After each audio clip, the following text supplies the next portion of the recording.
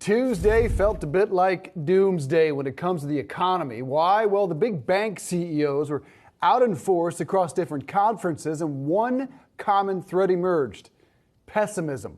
JP Chase CEO Jamie Dimon did not forecast a hurricane, but he does see, quote, inflation eroding everything, and says consumers have $500 billion in savings that will run out sometime mid-next year, adding that it may very well derail the economy and cause a mild or hard recession that people worry about. Dimon says customers are spending 10% more than in 2021. Goldman Sachs CEO David Solomon, quote, you have to assume the bumpy times are ahead, suggesting you have to be a little more cautious with your financial resources, with your sizing and footprint of the organization. It also suggested some layoffs could be ahead. Bank of America CEO Brian Moynihan says research suggests 3 quarters of negative growth next year and sees consumers spending more now than a year ago, but that rate of growth is slowing.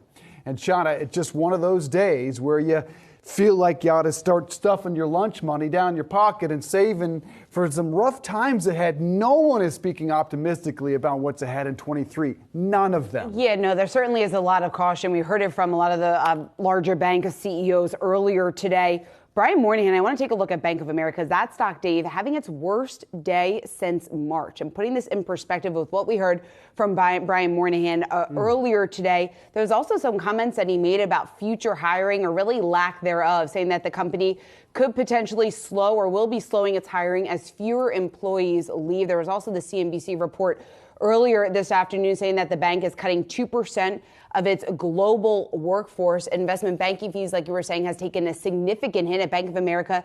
They expect those investment banking fees to be down 50 to 60% in the current quarter. There was a little bit of optimism in his voice. If we do want to end on that upbeat note, investment banking pipeline, he's saying, should open. So should open. The investment banking division clearly taking a massive hit in 2022, saying that it should open. We don't exactly know when.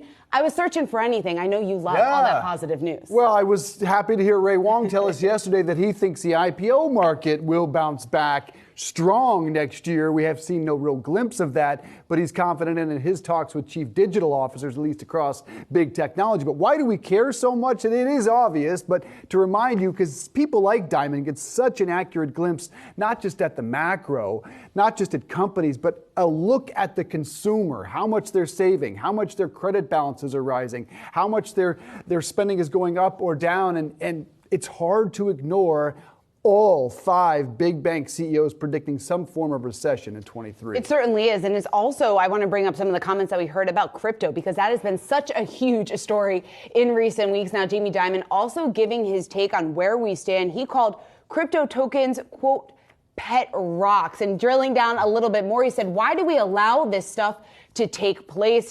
This was all in an interview with CNBC earlier this morning. And back in September, he told lawmakers cryptocurrencies are decentralized Ponzi schemes. On the screen right now is actually an excerpt from what we heard from David Solomon. He's the CEO of Goldman Sachs. In a Wall Street Journal op-ed earlier this afternoon, he wrote that the excitement of the past weeks shouldn't distract us from the opportunity at hand. This is a bit of a different take. It is, though, very important to point out.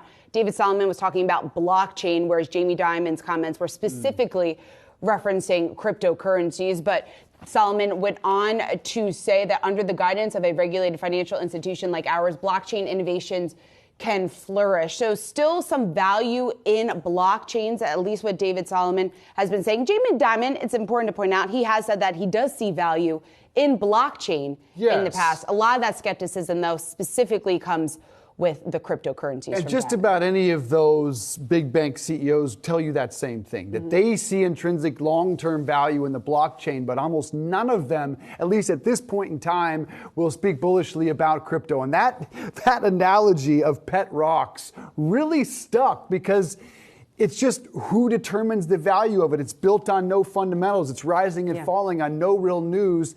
And I don't think we've truly seen the contagion, the true fallout of FTX, but each day we're learning a little bit more as companies feel a little bit more unstable, and now predictions that Bitcoin could crash and lose some 20 or 30% over the next year.